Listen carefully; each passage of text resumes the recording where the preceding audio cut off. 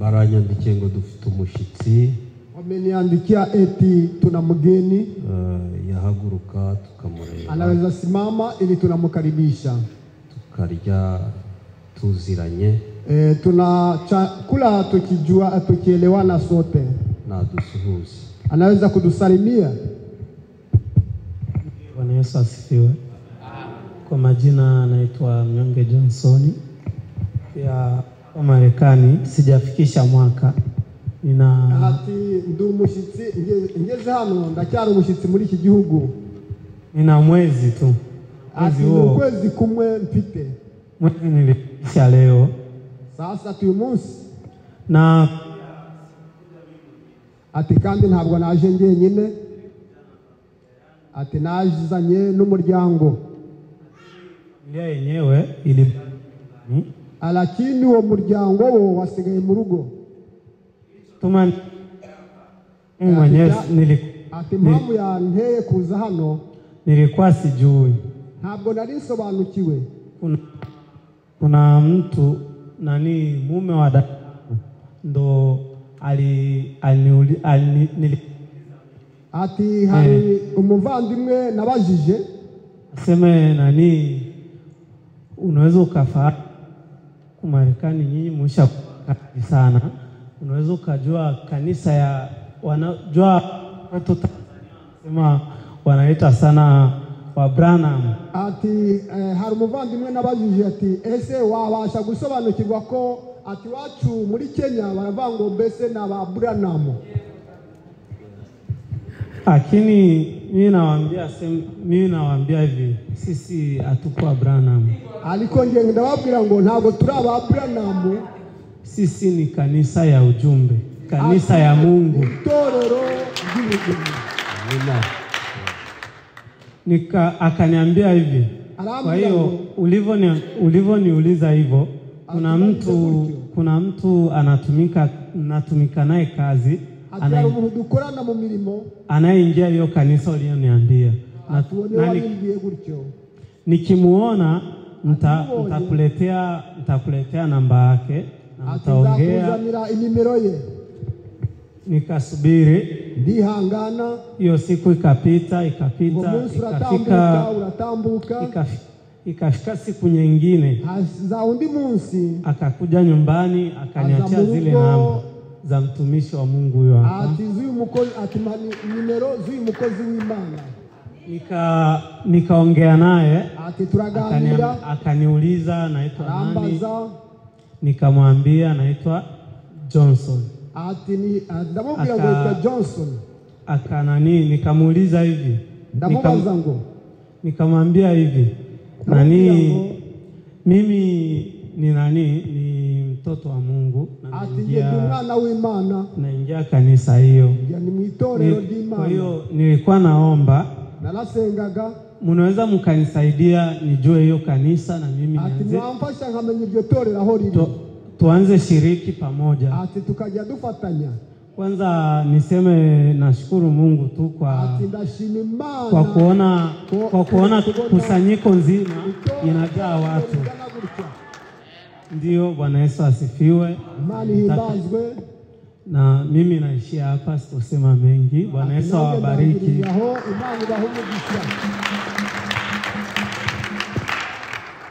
Imana cyagwa icyubahiro. Bwana Mungu apewe sifa. N'izina rya Yesu Kristo. Kwa jina la Yesu Kristo. Nta mwana w'Imana n'umuzahera. Hakuna mtoto wa Mungu ambaye atapotea. Imana yaramurinze. Mungu alimuchunga. Agira n'amahirwe. Akawa na bahati. Azira rimwe muri Kentucky. Anakuja ndani ya mji wa Kentucky. Yaziye rimwe muri Kentucky. Alikuja limoja ndani ya Kentucky. Ibyo byose ni Imana yabikoze. Yote ni Mungu alitenda. Kuko iyaje ahandi angalingia mahali pengine yari kumugora. Ilingelimchokesha. Ariko mwumva yo mahirwe yo kuzira rimwe muri Kentucky. Mana yabikoze ni habichwa. Nta muntu n'umwe uzahera. Hakuna mtu hata mmoja atapotea. Kandi reka mbabwire bene da. Wacha niwaambie wandugu. Ingakandu kagahuguru. Ketu kama gonyo. Muri bene wacu dufitira hakuri. Kama tunayokuwa nao kule. Arabi wacu cyangware arabo mu Rwanda. Ihazagira umuntu wo wahatangaza hano muri Kentucky. Ihazagira umuntu Musiwe na mtu kumukaza na kumusii. Wewe aye peka atakulomba. afite wowe nyine azabikwisabira ndani yake. Mbabarire ntazagira umuntu kusikwe muntu wa kuitenda. Kubera benshi maana wengi ntabwo bazi ingorane zira hawajue shida ziko hapa. Bamwe baravuga ngo wamoja wanasema sheria nyimya amafaranga. Buhiya nyimya amafaranga. Ntabwo nzaje. None wambwira ngo uwo muntu afite agakiza. Ule muntu anaokovu. Yakiriye message azikimuzanye. Umuntu aza muri message azi ngo abafurere bazamfasha. Cyazagira umuhuhata ngo vayo turasengaga muri cyenda uzategereze we abikwisabire. Mfite mutoya wanje yavuye ku immigration ubu ariko yaranshatse aranshaka ati ntabwo nzaje ahantu hari yatsambura.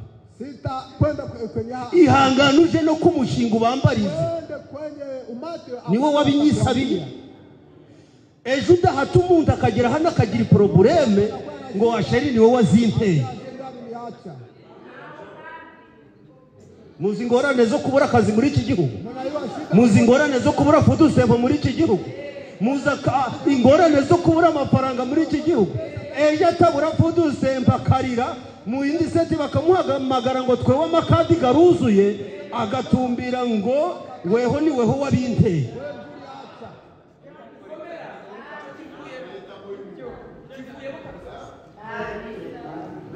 Umva turabafite benshi bari namwe wanyu bari kuja gukora za etavyo ariko uje utegereza wabikubwira abikwisabire we wenyine. Kubera dufita abafurere buze mu state na kangari ariko abafite inyota baratabaza. Uyu musasa si yatabaje none si saje agasanga hari abandi bamaze y'imyaka. Kuki yatabaje azi ngo nta handi naba ntari n'abafurere atitaye ngo hamenya zampa amafaranga ngo buhiya zamfasha ngo nimbura food stamp ngo bizaba ikibazo ngo kuko ari bo banzanye. Oya tutazaje mu rubanza rw'umuntu waje ngo venu ngo niwe wanyoheje ngo ninze hano muri Kentucky. Mubareke badushake nagushaka nawe utekuzabishira mu bute uzaje no kumushinga uvuge ngo mfite umuntu wanje wenda kuza hano ari wowe wabikwisabiye. Kubera buri muntu afite kuji yashaka. Ni impamvu kimwe ni data yabaririje. Kubera iki yabaririje? Amakanisa gari hano sakangana. Kuki yabaririje akavuga ngo nshaka abantu bo bitaga ababuranamu. Kubera niryo zina rituranga niko benshi batwita. Niko benshi bita. Mwabarira mukanja buranamu mwo kagira imana. Urisha tupata. Urisha tupata hakuna wengine. Na sisi tunakukaribisha katika jina Yesu Kristo. Kandi Imana imuhumugisha. Musabiye imigisha yo kugira umwete go kutita ku ngorane zo mu kibazo byo mu iki gihugu agatabaza ngo nkeneye bene data. Imana ikwambika imbaraga kandi guha amavuta n'umuryango wawe ibyo ukeneye Imana izakugirire neza. Umuntu wese ushaka gutura mu ijambo ry'Imana nawe uzamusabira ibyiza. Imana imuhumugisha. Mungu akubariki. Kuna gahugurwa nandi kubaha. Ile ni onyo ambayo ninawapa. Jewe mfite abafurere benshi bari mu tawe nakwinginga ngo nyabo na oya atavuze ngo nabihambiriye hamenya tabara. Nimefunga ninakuja. Niko nzabikora. Ndipo nitabitenda. Nabyumvise nimesikia dufite abantu baheze mu gihugu. Kuna watu walipotea ndani kandi babasere n'abafurere wadada. kandi bazi ko turi hano, Leo wanajua kwamba tuko bazi hapa. ko turi aha, Wanajua kwamba tuko hapa. babandi bo mwabanaga bo mwasangiraga bazi ko bari hano, ariko kubera ibihendo byiza Sababu ya malipo ya ntabwo dunia. naje ikenda kibabuza akazi, Kentucky ntabwo naje akenda ki nta mafuta dusempa gabagayo, Kentucky hawana ariko abandi baza Kentucky bazi ngo hari ijambo ry'Imana. kwamba Kentucky kuna neno la Mungu. Imana ihabwa icyubahiro mu izina rya Yesu Kwa Kristo, jina la Yesu Kristo. kandi natwe twiyamamarije ko umuntu wese uzadutabaza kwamba amutu atagutetea ataanza gutetea. tuzamwitaba tumutabare, kubera tutamutabaye Imana yabiduhanira. Saidia Mungu. Niyo yaba ari Arizona hehe Alikuwa Arizona. tuzamutabara yadutabaye, Saidia atoke kule. yadutabajije Kama alituita ariko tutamuhasi. tusipomkaza. Imana ibahe kumva neza mu Mungu izina rya Yesu ape Kristo. kwa jina la Yesu Kristo. Twasengeye igikoresho, Niombea chombo. rero nanjye mbasabiye apeti, Nami naombea utamu. ibyo mwasabye byose Omba binyuriye mu mugaragu w'Imana, Imana ibagirire neza. Buri muntu wese icyo yasabye ngo Imana ikimukorere, nanjye ngisubiyemo ngo Imana ikibahereze. Turaririmba twakira umugaragu w'Imana mu izina rya Yesu Kristo. kwa jina la Yesu Kristo.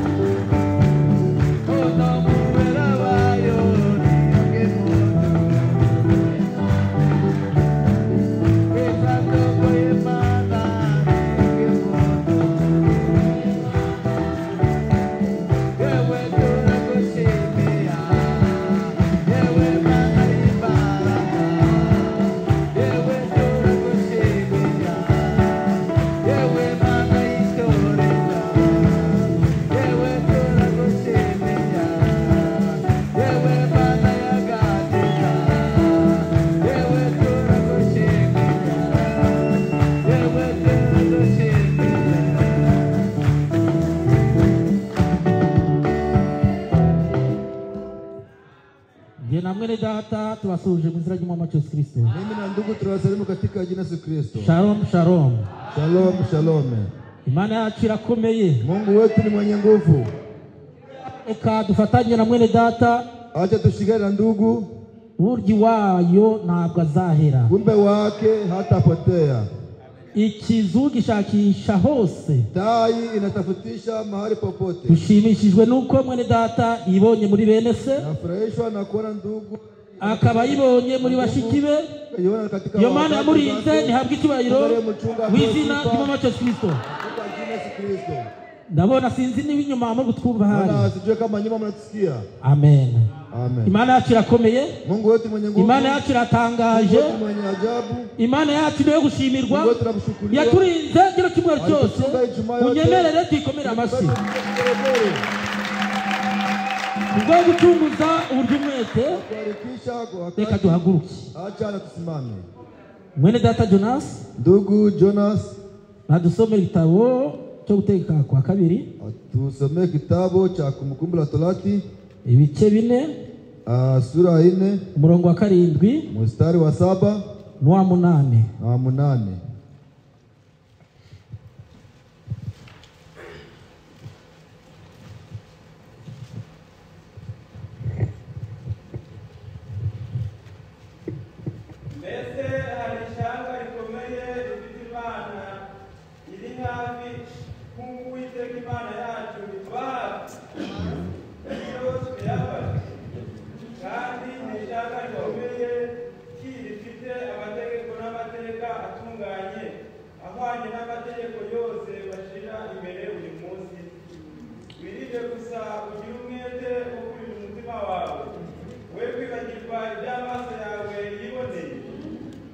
kuva mu mutima wawe iminsi yose ukiriho ahubwo bimenyesha abana bawe n'abuzukuru bawe. Turaba twicaye. Takuwa tunaketi. Mwene data dusabe arasenga. Naomba. Mwami w'abami, wowe Yesu Kristo, uri Imana idahinduka. Niyo mpamvu abana bawe tuvuga tuti uri uwera ibihe byose. Izina ryawe rihabwe icyubahiro. Wabanye natwe uturindira amande zitari zimwe, ariko ntiwanejejwe no kuduheza iyo wongeye kudushyiramo inyota yo kuza imbere yawe, kuko Dawidi niwe wavuze ati yabambwiraga ati tuza mu nzu y'Uwiteka nkabona inzu z'urusengero zuguruwe, nanjye narishimaga. Ntabwo turishimye kandi turanezerewe kubera mwamba duhaye inyota yo kugera imbere y'ubwiza bwawe. Nk'uko wabona ibintu bigira inyota n'inzara bigushaka ibyo kurya, nk'uko imparakazi yajyawe kwifuza amazi yakajya mu mazi mwami ikongera igasubizwamo imbaraga, niko umutima wacu, niko ubugingo bwacu, niko imibiri yacu mwami twagize kwifuza mwami. Abera bawe baje atari ko bazaho kujya, ahubwo baje kuko bafite icyo bakeneye kuri wowe. Kandi mwami nawe hari icyo ushaka kuri twe, kuko uri umubyeyi ushobora byose, ukafite imbaraga mwami ushobora byose. Mwami dushoboze, maze uri muntu wese waje afite inzara n'inyota, afite icyo ashaka mwami atakibonye muri Yesu Kristo. Mwene data ahagaze ku gicaniro ni umuntu buntu, yambaye inyama n'amaraso, ariko kwerekera akoreshaga abantu, emera umusige amavuta n'umusigira kuvuga mwami, ntabwo dusigire kumva mwambike imbaraga, abakozi cyane uzambike umwuka wera mugabo umutekano w'ahantu mwami twese kugira umugisha. Ntagire mwami utavuga uko yaje, ndaguhendana kwinye mwami kugira ngo tuneshereze satani buryo bwose itsindwa muri Yesu Kristo. Mwami dukure mu kabande, utuzamurire ku musozi, ibitabo bitangiye kubumburwa, ijambo ryawe ritangiye gusomerwa amatwi yacu. Emera mwami dukore amatwi y'umubiri, maze twambike amatwi y'umwuka, ukwanditse ngo abafite amatwi nibumve iby'umwuka bwira amatorero. Ngaho ngo nuvuge ntabwo turumva mwami, maze dutunganye udugeze ku rugero rushitse dukwiriye, uko ugiye kuzatinze turi mu bihe biruhije mwami udutegure kugira ngo uzasange turi maso. Umeze wawe natwe uyu mugoroba, umugoroba w'umugisha, ibyo ushaka, ibyo ushima, ibyo ukunda bigomeze hagati muri twe, tubyambaje mu izina ry'Umwami Yesu Kristo. Amen. Uyu mugoroba kwagira ngo dufatanye. Jioni hii nataka tushirikiane. Jambo rivuga ati kunene nasema eti wirinde kwibagirwa jiazari ujitunge kusahau Imana yagukorera kazi na ishara Mungu alikutendea. Mwene data wirinde kwibagirwa, ndugu ujichunge kusahau imirimo itangaza Imana yagukorera, kazi na ishara Mungu alikutendea. Shiki wanjye wirinde kwibagirwa, dada jazari imirimo itangaza Imana yagukorera, kazi ishara Mungu alikutendea. Mwene data dusomeye hano, ndugu yetu tusomeye hapa, mbese ari ishyanga rikomeye rifite Imana riri hafi, nk'uko Uwiteka Imana yacu ituba hafi. Ni kundi gani ryaba riri imbere yawe? Hezi kuwa mbele zako rifite Imana, ina Mungu, nk'uko Uwiteka atuba hafi. Anatuwa karibu. Imana ntabwo icyubahiro, Mungu atapewa sifa katika jina la Kristo. Mbese hari ishyanga rikomeye rifite Imana kundi kuu na riri hafi, nk'uko Uwiteka Imana yacu ituba hafi. Iyo tuyambaje Imana yacu iratuzi, Mungu wetu anatufahamu, Imana yacu irakora, Mungu wetu anatenda, Imana yacu izi nibyo dukeneye. Imana iza kugutoranya, yarizi urugendo rwawe uko ruzamera. Bibiliya ivuga neza yuko, iravuga neza yuko Uwiteka ni umwishingizi w'abera bayo. Imana yacu ntihabwa icyubahiro mu izina ry'Umwami wacu Yesu Kristo. None Bibiliya iratubwira ati mbese hari ishyanga rikomeye rifite Imana riri hafi. Nusoma neza, ukisoma vizuri, iyo bavuga Imana, wakisema Mungu, hari Imana, kuna Mungu ni Imana na Mungu. Aho uzasanga handitse Imana mu nyuguti ngufi uzahita usobanukirwa iyo mana ni iyihe Imana ivuga. Mungu ni Mungu gani unayo. Nusoma ugasanga handitswe Imana mu nyuguti nkuru, uzamenye Imana yari. None Bibiliya hano iravuga ati mbese hari ishyanga rikomeye rifite Imana iri hafi. Abasoma neza baramenya iyo Mana iri kuvugwa. Bene data, hari Imana n'Imana. Hari izo Mana bavuga ni Imana z'ibigirwamana, ariko twebwe tuzi yuko dufite Imana y'ukuri yaremye isi n'ijuru. Iyo Mana niyo yadutangije urugendo, nta niyo ikwiriye no kurusoza. Uru rugendo turimo, ibyo tuvuga, uyu murimo turimo gukora, ntabwo ufite nyirawo. Ntabwo ari umurimo wa Kabagema, ntabwo ari umurimo wa Mwendatamenya, ahubwo uyu murimo turimo ufite nyirawo. Uwo wakwiringirwa, izajya witaka icyubahiro. Imana yacu ntabwo icyubahiro mu izina ry'umwami Kristo. Umurongo wa 8. Kandi nta mateka atunganye ahwanye n'amategeko yose mbashyira imbere uyu munsi. Wirinde gusa ugwire umwete wo kurinda umutima wawe, we kwibagirwa ibyo amaso yawe yiboneye. Bene data bakundwa, bandugu wapendwa, icyo Imana idusaba ni kimwe. Wirinde, urinde umutima wawe, urinde intambwe zawe, we kwibagirwa imirimo Uwiteka Imana yagukoreye. kazi Mungu alikutendea. Imana yacu ntabwo icyubahiro mu izina ry'umwami Kristo. Icyo nasaba mwene data mushiki wa diri hano, birasaba ngo urinde umutima wawe, uchunge moyo wako, we kwibagirwa imirimo itangaje Imana yagukoreye. Urinde umutima wawe, we kwibagirwa aho Imana yakuvanye. Niba Imana yakuvanye mu moko, niba Imana yakuvanye mu madini, ubundi iyo Mana niyo Mana ugomba gukorera. Mungu utatumikia. Imana icyubahiro. Mungu wetu apewe sifa katika Yesu Kristo. Urinde umutima wawe, chunga moyo wako, we kwibagirwa usisahau imirimo itangaje Imana yagukoreye, kazi za ishara Mungu alikutendea.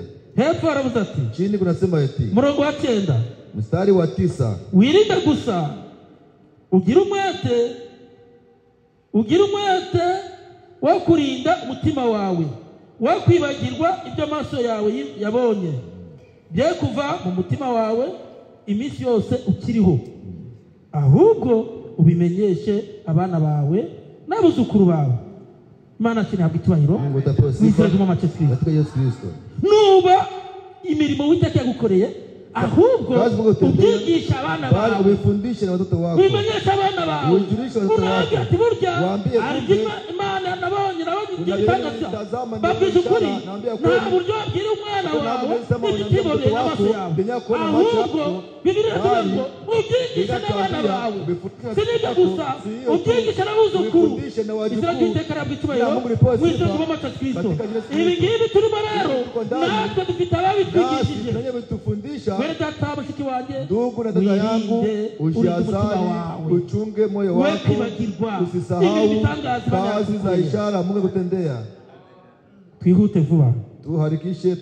Tusomere igitabo cha Yesaya. Tusomee kitabu cha Yesaya 45 murongo wa 5 ugeze kwa 7. 45 hadi 7. Wahageze adusomera. Mwenye pafika naweza kutusomea. 5 murongo wa 5 ugeze kwa 7. 45.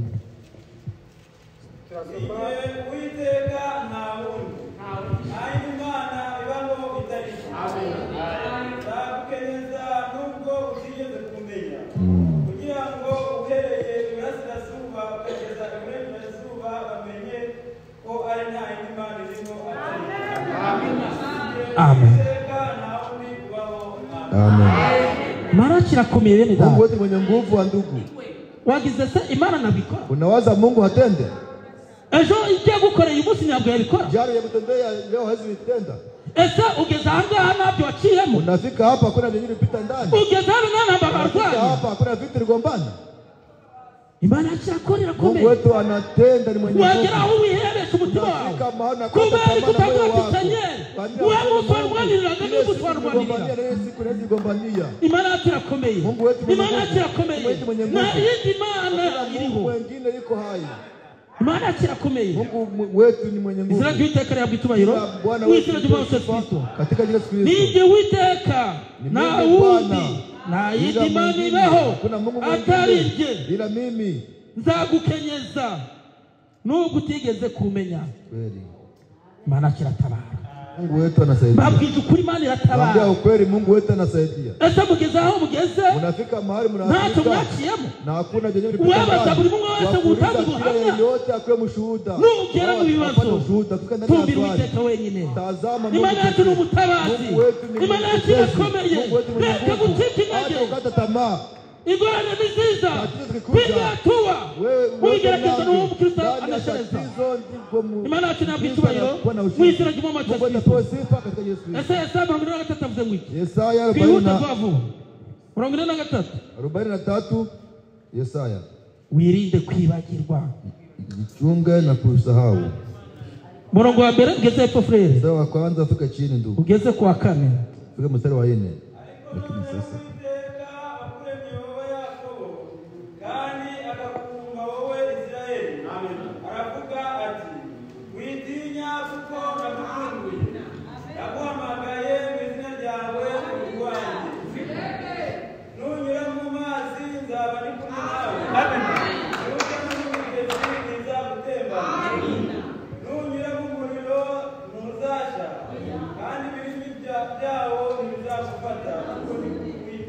Amen. Witinya mushiki wanjye. Usogope dada. Witinya mwene dada. Usogope ndugu. Ibigeragezo nibiza. Nzaba ndi kumwe nawe. Nuca mu mazi. Ntabwo uzagutembana. Nuca mu muriro. Ntabwo uzashya. Imana yacu irahari. Witinya mwene dada. Witinya mushiki wanjye. Dufite umwishingizi.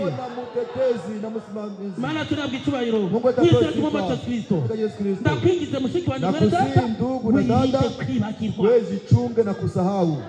Ingorane zivuka. Tatizo zikifuta. Simama imara. Hagara ushikame. Ibibazo nibiza. Umwati mwami wanjye.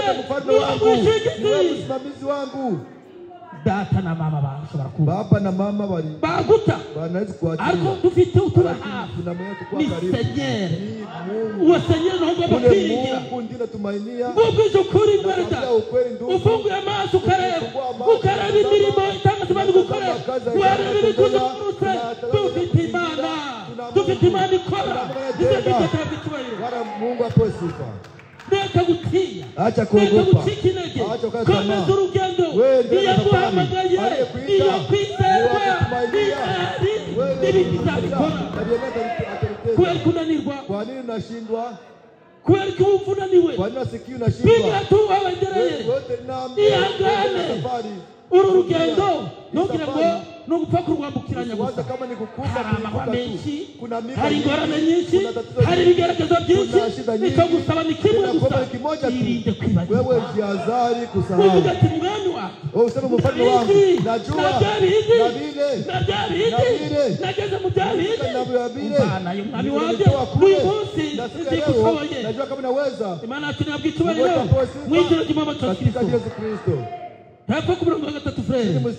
Witwa gitabo. Kule kitabu. Havuze guki. Unasema je? Uko Uwiteka Imana yawe. Wewe wa Israeli umukiza wawe. Nakutangiriye Egiputa aho injungu. Ethiopia n'Isebana hatanze kubwawe. Kuko wambereye inkoramutima kandi ukaba uwo kubahwa nanjye gukunda. Icyo kizatuma nta ngabo zigapfa kubwawe. Amen. N'amahanga nkayatangira ubugingo bwawe. Ntutinye kandi ndi kumwe nawe. Nzazana urubyaro rwawe rukure iburasirazuba. Nzagukoranya rukure iburengerazuba. Nzabwira igazigazi nti barekure. Amen. Mwene data witinya. Usiogope. Mushiki wanjye witinya. Dada yangu usiogope. Mwene data y'umurimo. Ndugu hii kazi. Uwo twakurikiye. Tulipata. Bisaba kumwubaha. wirinda muri byose. ukajihadhari kwa yote. Uyu murimo mfite nyirawo, Ni kazi na mwenye uyu nayo. murimo ni uwo gutinywa, Ni kazi ya kuogopa. ntabwo ari ugupfa kuwirukangira. Ni ugupfa kuyigira. Uwaguhamagaye rero Ni ntabwo sasa, umwishingizi wawe. ni msimamizi Izina wako. ry'itaka Jina ry'icyubahiro. Bwana Mungu lipewe sifa. Mwene data mushiki wanjye, Ndugu na dada zangu, Yosuwa ageze mu bibazo, Yoshua akifika ndani ya tatizo, ingorane zivutse, tatizo zikikuja, amenya uwagomba guhanga amaso. najua mwenye atapama macho. Burya ari umutabazi, Kumbe kuna kandi burya ingorane zavutse, Kumbe tatizo zikikuja, aho wagerageje wowe ukananirwa, popote unajaribu aho unashindwa, ngaho ni Imana pale ihera. ndipo Mungu anaanzia. Izina ry'itaka Jina ry'icyubahiro. Bwana Mungu lipewe sifa. Turabira mu gitabo cya Yosuwa, Tuangalie kitabu cha kandi Yoshua. tugenda dusoza, Tukimati- ariko tukuri amagambo ngo Ariko tukakumana we nayo. kwibagirwa ibyo Imana yagukoreye. Sije ukasahau Yoshua matendo yenye 24, Mungu alikutendea. 14 na Yoshua 17, dore ku 24, 17 Yoshua 24:14. turimo gusoza. Wahageze yadusomera. nuko noneho mwubahe Uwiteka, mukomerere mu by'ukuri. Mumukorere. nuko noneho mwibuke Uwiteka, mumukorere mu by'ukuri mutaryarya, kandi mukureho za mana n'abasogokuruza banyu bakoreraga hakurya ya rwa ruzi no muri Egiputa. muje mukorera Uwiteka, kandi niba mutekereza ko ari bibi gukorera Uwiteka uyu munsi, nimwitoranirize uwo muzakorera, niba arizo mana n'abasogokuruza bakoreraga zo hakurya ya rwa ruzi, cyangwa imana y'Abamori bene iki gihugu murimo. Ariko njye n'inzu yanjye tuzakora Uwiteka. Imana yacu iguhe umugisha Mungu atakubariki. mu izina ry'umwami Yesu Katika Kristo. Yesu Kristo. Niba tugiye gukorera Imana, Kama tunataka kutumikia Imana Mungu, yacu tuyikore Mungu wetu mtumikie kwa kweli. ufite umutima utaryarya. Mtumikie na moyo usio Bibiliya wa bati nafsi. nuko noneho Sasa mwubahe Uwiteka, mutii Bwana Mungu. mumukorere iby'ukuri, Mtumikie kwa ukweli. mutaryarya, Bila kuwa na moyo kandi nafsi. mukureho za Tena mana mutowe zile z'abasokuruza miungu za banyu. baba kuu wenu. Imana yacu ntihabwe icyubahiro Mungu atapewe mu izina sifa. ry'Yesu Kristo. Yesu Kristo. Aho twavuye Kwenye mali hari tulitoka, habi, kulikuwa ni pabaya. Kurudia ni shida. birasaba ngo niba Binaomba waravuyeyo kama ulitoka, uveyo n'umutima utoke wawe na wose. moyo wako wote. Ugiye gukorera umukorere Kutumikia, ukuri kutumikie na moyo wa utari mu kweli. buryarya. Usiokuwa na Imana ujanja. yacu ntabwo icyubahiro Mungu mu atapewe izina ry'umwami sifa Yesu Kristo. katika jina la Yesu Kristo. Hepfo yaravuze ati Chini kunasema kandi niba mutekereza ari bibi kama gukorera mnawazia Uwiteka, ni vibaya uyu kumtumikia munsi Mungu, nimwitoranyirize siku ya uzabakora leo mujichagulie mwenye atawatumikia. n'aba arizo mana Kama ni zile basokuruza wa baba bakoreraga walitumikia zo hakurya ya rwa ruzi, zile ngambo ya ile maji, cyangwa imana b'Abamori au Mungu ya Waamori, bene iki gihugu murimo, ariko njye n'inzu yanjye lakini mimi na nyumba yangu tuzakorera Uwiteka. tutatumikia Bwana. Yosuwa yahageze mu bibazo, Yoshua alikuwa anafika ndani ya ingorane tatizo. zari nyinshi Shida cyane, zilikuwa ni nyingi. aravuga ati nubwo byaba bimeze Nasema, bityo, vinakuwa hivi. nubwo ingorane Kama zavuka, ni shida zinatokea, ariko wanakurikenda munsi, lakini mwenye nilifuata namjua, mimi na nyumba yangu yewe ni tutamutumikia yangu. Mungu. Tuzakorera So naye. uzakorera nde? Wewe utamtumikia nani? Ariko cyamubingize imitima gusa, Nakusini kimoja, wirinde kwibagirwa. jihadhari na kusahau. Bene data bakuru, Ndugu wa dada wapendwa, Imana yacu irakomeye, Mungu wetu ni mwenye nguvu. burya twirinde no kuremererana. Kumbe tujihadhari na kulemeana. Hari umuntu ujya uvuga ati ariko uyu muntu aransitaje. Anasema huyu mtu ananikwazisha. Niba agusitaje Kama nakukwaza, wakwihangana ugashaka igipfuko subiri, unatafuta ugafunga urwo rugomo ugakomeza. unafunga ile kidondo na kuwa na nguvu.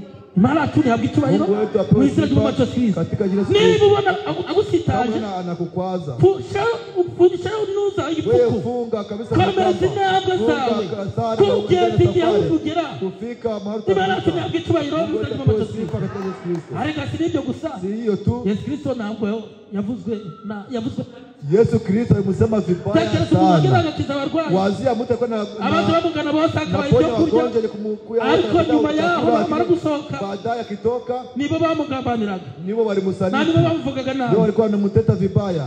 Uyu murimo Hii ni kazi umurimo uyisaba kwihangana, kazi inaomba kuwa ariko Bibiliya iri kutubwira ngo Biblia mwirinde inatuambia kwibagirwa. mujihadhari na kusahau. Burya kwibagirwa ni bwo burwayi. Kusahau ndio ugonjwa. Imana tunahabwa Mungu icyubahiro wetu apewe sifa mu izina ry'umwami Yesu Kristo. katika Yesu Kristo. Bene data bakundwa, Wandugu wapendwa, mwihangane. musubiri. Bibiliya ivuga ngo uwihangana Musubira ayihirwe. panamwita mwenye heri. Imana tunahabwa icyubahiro Mungu atapewe mu izina sifa ry'umwami Yesu Kristo. katika Yesu Kristo. Reka dusoreze kuri Yesaya Acha tupeleze ku kitabu cha mirongo itanu na Yesaya. kabiri Yesaya umurongo wa 52 11. mstari 11. Yesaya 52 wahageze yadusomera 11. Tano kabiri. Ukifika atusomeye umurongo wa 11 52 n'uwo murongo gusa. mstari wa 11 ile mstari tu. Nimugende musohokemo ntimukore ku kintu byose gihumanye muve muri Babuloni hagati yemwe bahetse baheka ibintu by'Uwiteka murajye mwiyeza. Amen. Imana yacu ihabwa icyubahiro. Mungu wetu apewe sifa. Nimugende Nendeni musohokemo, nimukore ku kintu cyose gihumanye, kitu chote cha muve muri Babuloni tokeni katika Babeli katikati, muve muri Babuloni mutoke ndani ya Babeli katikati. Komeze hepfo. Nimugende Mwenende musohokemo, mutoke ndani, nimukore ku kintu gihumanye, ku kitu cha mchafu. muve muri Babuloni, Tokeni katikati Babeli, muve muri Babuloni hagati. toka katikati Babeli katikati. Yemwe bahetse bahetse, Wenye kubeba, yemwe bahetse bahetse, yemwe bahetse baheka ibintu by'Uwiteka, murajye mwiyeza. mukwe munajitakasa, Nimuzavayo mwihuta, musitoke kuri na munaharibika. kandi nimuzagenda nk'abahunga, Tena musende kama ukimbia, kuko Uwiteka kwa Bwana Mungu azabajya imbere. ataenda mbele. Imana ya Isirayeli Mungu wa Israeli niyo izabashorera. Amen. atawafuata nyuma. Imana yacu ihabwa icyubahiro Mungu mu atapewa izina sifa ry'umwami Yesu Kristo. katika Yesu Kristo. Bene data n'Imana yaratuvanye iyo ngiyo, Kama Mungu alitutoa burya kule, birasaba ngo inatuomba intekerezo zacu mawazo zongere yetu gusubirayo. sizirudie Niba kule. Imana yaratuvanye, Kama Mungu alitutoa kule, ahubwo birasaba ngo inatuomba muri uru rugendo turimo hii safari tuko ndani, twiyeze, tujitakase, twitunganye, tujirekebishe, turebe twange ikintu cyose cyaricyo cyose. tukatae Kwa Bibiliya ivuga ngo chochote. twirinde gukora ku kintu gihumanye. Inasema tujiazire gusa ku kitu cha mchafu. Ese ikintu gihumanye kimeze gute? Kitu cha mchafu kiko je? Iteka Kila mara ibintu bisohotse mu kanwa kama kitu kinatoka ndani ya kinywa kimeze nabi kiko kiba vibaya, gihumanye. inakuwa ni kitu mchafu. Birasaba ngo usohoke uveyo. Kuomba utoke kule, utoke. Yemwe bahetse Wale wa kubeba ibintu wanabeba by'Uwiteka, vitu vya Bwana, murazi mwiyeza. mkwe mnajitakasa. Bene data bakundwa, Wa ndugu ntabwo wapendwa, waririmba utabanje kwiyeza, hawezi kuimba bila kujitakasa, ntabwo wakumva ijambo utabanje hawezi kwiyeza. kusikia neno la Mungu bila Iyo kujitakasa. tugeze hano, Tukifika mahali iyo abaririmbyi batangiye kuririmba, waimbaji wakaanza kuimba, binjiye muri adorasiyo, wakiingia ndani ya bakinjira muri meditasiyo buhoro buhoro, burya baba bari kweza buri muntu wese ujye mwasambura. wanajitakasa, Iyo indirimbo ziri gutambuka, buri muntu wese aba yimbira, aba ati Senyeri, anasema Mungu, iki cyumweru cyose hii Ijumaa yote aho niriwe, kwenye nilishinda, birashoboka ko naba natsinze. inawezekana niliwasi. hari n'uwageraga mwasambura, Unafika ndani ya kanisa, akimara kugeramo akishafika ndani, akibuka uwo yakosheje, anakumbuka mwenyewe mbere yo kugira ngo yinjiramo mbele aingie ndani, yicare mwasambura, aingie ndani ya kanisa, akegera diyaka, anakaribia akaba mshemasi, aramubwira ati akamwambia ati nibe runaka naze, ambia ndugu akuje, naze tuvugane. akuje tuongee. yagera ahita akaba ati Akifika mushiki mama, wa dada ya burya nitekerejeho, kumbe nilijiwazia, sanga yuko nakwirirwa ninjira muri asambure, niingie ndani ya kanisa, numva ijambo ry'Imana nisikie neno umutima la wanjye Mungu, uremerewe, na moyo wangu kabisa mbere nimeelewa. byose manzi mbabarire, Mbele ya yote nisamehe, nakutekerejeho nabi. nilikuwazia vibaya. bene data bakundwa, Wandugu wapendwa, ahantu ntabwo ari gupfa kuhinjira, hapa sio ahubwo birasaba kuingia, kwiyeza. inaomba kujitakasa. none gato zikwinjira hano Ndugu, unajua kuingia ugataha uko hapa, waje, unarudia vile ulikuja. birasaba kwiyeza. Vinaomba Yemwe kujitakasa. bahetse bahetse Wanayobeba ibintu by'Uwiteka murajye ya mwiyeza. Bwana Mungu, nakuwa mnajitakasa. Imana yaguhaye agakiza, Mungu apatia wokovu, Imana yaguhaye ijambo, apatia neno, yakuvanye mu madini, kutoa ndani ya madhehebu, yakuvanye mu moko, kutoa ndani ya makabila. none niba yaragukuyeyo, Sasa wewe kutoa kule, birasaba ngo vinaomba kugira ngo usohore mu cya gihugu, usudi na wewe ufike muri hii nchi, birasaba ngo umanze wiyeze. vinaomba ujitakase kwanza. Imana yacu idufashe mu Mungu buzima wetu bwacu. atusaidie katika jina la ariko Yesu. uzikurira ku isahani yanduye, Unajua kukulia kubakuri ya mchafu, icyo gihe ingaruka yabyo ibamo ni iyihe? Ile wakati kabisa niba matokeo yanakuja uririye ku ni nini? isahani yanduye, Ukikulia ku bakuli ya mchafu haravukamo inzoka, kutatokea nyoka, haravukamo ingorane zikomeye. tatizo burya birasaba ngo mbere yo gufungura Binakuomba mbele umanze wewe ukarabe, uanze ujitakase, urye ibyo kurya wamaze ukule kwitunganya. chakula na unajirekebisha. Imana yacu nabwo icyubahiro Bwana Mungu mu izina ry'umwami Yesu Kristo. katika jina la Yesu Kristo. Uzi kugira ngo winjire muri asambure, Unajua uingie ndani ya kanisa, hanyuma baadaye winjire ufite umutwaro, uingie na muzigo, ubure ugutura, ukose wa kukusanya. nuza gutaha Ukienda kurudia, utahane wa mutwaro. urudie na ile muzigo. ikiri buhindukire ni ikihe? Kitarudia ni nini? harahinduka kurwara inyonjo. Utakuja kwe kugonjwa pesa. Imana yacu ibidukize mu izina ry'umwami Yesu Kristo. Niba twarahamagawe Kama tuliitwa n'umwami Imana na Mungu mfalme, akaba yadukoye amaraso y'igiciro, anatukosa na damu ya burya thamani, birasaba ngo twitungane naomba tujirekebishe mu izina ry'umwami Yesu Kristo. katika jina la Yesu Kristo. aho tuba twageze uzi kwinjira mu murimo w'uburirimbyi, Ukiingia ndani ya kazi ya uimbaji, ugatangira kuririmba, unaanza kuimba, ariko muri wowe wumva ari ikintu kitagenda, ahubwo uravuga ati mwami wanjye, uyu murimo nzi ko ari umurimo ukomeye, kandi babwije ukuri. nawaambia ukweli, n'abakozi b'Imana bavuga ijambo ry'Imana, mwisho anasema neno la Mungu. hatabonetse abaririmbyi ngo bayobore indirimbo, batangire meditasiyo, basenge basengera ikirere, waombe na kuombea anga, ntacyo wapfa kuvuga. hawezi kuwa na kitu cha kusema. birasaba rero ngo bigenze bite? Naomba bende je, birasaba kwiyeza, binaomba kujitakasa, birasaba kwiyeza. binaomba kujitakasa.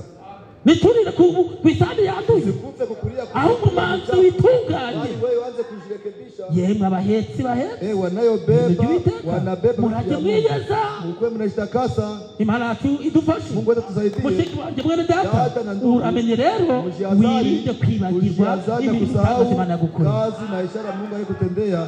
niba turi buraganwa, Kama tutakuwa na urithi uraraganwa n'uwo mwumvikana, tutakuwa na urithi na mwenye muraraganwa n'uwo muhura, utarithi na mwenye wagize se mwagenda mu rugendo Unawaza mudahuza, mwenezi kuenda ndani ya safari Ntabwo mkutanishi. byashoboka. Habiwezekane. ese wagize wagerayo? Unawaza unaweza fika? ntabwo byakunda, Habiwezekane. ntabwo byakunda. Habiwezekane. ahubwo birasaba ngo manze Naomba wanze umenye pozisiyo ujue kabisa n'urugendo rurimo msimamo wako na kugenda, safari ese unamo, rumeze rute? wewe inakuwa je? Imana yacu ntabwo icyubahiro Mungu wetu apewe sifa mu izina ry'umwami katika jina la Yesu Kristo.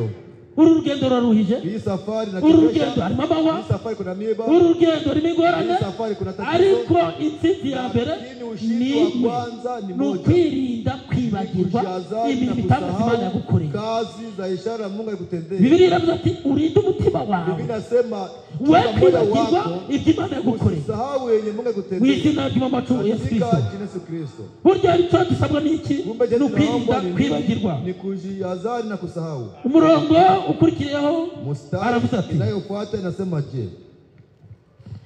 nimugende 11 tusubire aho ngaho turi gusoza. Moja turudie pale na tumani. nimugende Nendeni musohokemo, tokeni huko. nimukoreye ku kintu cyose gihumanye, Msiguse kitu chochote cha muve muri Babuloni mtoke ndani ya Babeli. hagati murajye mwiyeze. Mkwe mnajitakasa. Babuloni niba twarayivuyemo, Babeli kama tulitoka ese urifuza ndani. gusubirayo? Wewe kabisa unatamani kurudia huko. ibyari bitwikiye ntabwo mubizi, Kwa vile tuuya kule hamu. abari baguye ntabwo babizi. Banaanguka. iyo Mana yakuvanyeyo burya nirikubwira ati uramenye uri umutima wawe, we kwibagirwa imirimo itangaza Imana yagukoreye. Usisahau kazi za ishara Mungu alikutendea. bene data bakundwa, Wa ndugu wa twari dupfuye, tulikuwa tunakufa, ariko Uwiteka Imana lakini Bwana Mungu aradutoranya, anatuchagua, aratwemera twitangira Yesu Kristo, aravuga ati barabura bwoko anasema bari bupfuye. mlikuwa mnakufa. Mana irakomeye cyane. Mungu ni reka mbabwize ukuri bene acha data, niwaambie ukweli wa ndugu. nubwo mu muzee tutagurukira kwisanza ubwoba, Ingawa au imyaka amaze sema mfano kwa mzee ageze hariya nta bintu yanyuzemo bikomeye. miaka anamaliza kwa nafika pale na kuna vitu ndani vya Mungu. ese mushiki wanjye uri hano ugeze aho ngaho nta bintu waciyemo, Hakuna vitu yalipita ndani. nta buryo ugera mu kigeragezo gikomeye, Wakati tunafika ndani ya jaribu aho nguvu, bikomeye cyane ukagenda ukiyereka bati jaribu mwana ya nguvu na sura sema yeye mfalme. ugeze ahantu bikomeye, Nafika mahali none rero mwami sasa yeye mfalme ndakwinginze ninakusihi. nungiza kino kigeragezo Ukiniponya hii tatizo. nzagushima. Hii jaribu kiniponya burya Imana yacu itega amatwi kumviriza, nataka masikia na kusikia. burya n'ahandi igutegera Kumbe hakuna igutegera mu kutegea, by'ukuri. anakutegea mu vile Basi Imana wagize yasinziriye, unawaza ule Mungu anasinzia. kubera ikintu ucitse intege, Kwa nini sasa unakata kubera tamaa? kunaniwe, Kwa nini unachoka? kandi urugendo rwari ruri hafi Tena kujya safari gusohora. iko karibu kumari. Ese hari ikindi dusigaranye? Kuna kitu kingine kinabakia. Imana atudukize Mungu kandi atuponye, dufashe tena mu izina tusaidie ry'Umwami Kristo. katika Yesu Kristo. Reka dusozereze hano. Acha tumalizie hapa. 55 55 umurongo wa 6 mstari wa 6 tugiye gusoza umurongo umwe w'icyo kumaliza gice leo mstari mmoja. wahageze yadusomera. Nilifika tusomee. Mushaka Uwiteka igishoboka kabonwa, mumwambaze akiri bugufi. Umunyabyaha nareke ingeso ze, ukiranirwa areke ibyo yibwira, agarukire Uwiteka nawe aramugirira. Amen. Amen. Ikimana idushakaho niki? Chenye Mungu anatafuta kwetu ni nini? Nimushake Uwiteka bigishoboka kwabo. Tafuteni Bwana Niba vikiwezekana ati apatikanaje. nimushake bigishoboka Kama kwabo. nasema Hari mtafute igihe uri bumushake ikiwezekana, byarangiye. kuna wakati mtafuta na haiwezekani. Nimushake Uwiteka Tafuteni Bwana bigishoboka kwabo. inawezekana. Nimumwambaze akiri bugufi. Mwabuda kingali karibu. Umunyabyaha Mwenye areke dhambi ingeso ze, aache tabia zake mbaya. ukiranirwa areke ibyo yibwira, agarukire Uwiteka nawe aramugirira ibambe. Imana yacu reka mabwira ngo n'umutunzi w'imbabazi. Nakwambia Mungu ni Imana yacu y'umwiginze Mungu wetu kimusihi, nawe agutegera amatwi, naye anatega masikio. n'umutunzi w'imbabazi. Ni mtajiri, Nimushake mfuko wa Uwiteka rehema. bigishoboka kwabo. Tafuteni Bwana bikiwezekana, Nimumwambaze kipatikana. akiri bugufi. Mwabuda kingali Bishatse karibu. kuvuga ngo Binataka hari igihe uri umushake kuna wakati umubure, mtafuta umukose. umwanya wawe n'uwo, Muda wako ni umwanya wawe ule. n'uyu. Muda wako ni huyu. Bibiliya iravuze ati Biblia inasema hivi, numumva ijwi ry'Uwiteka ukisikia sauti ya mwinangira Bwana umutima. usifanye moyo wako mgumu.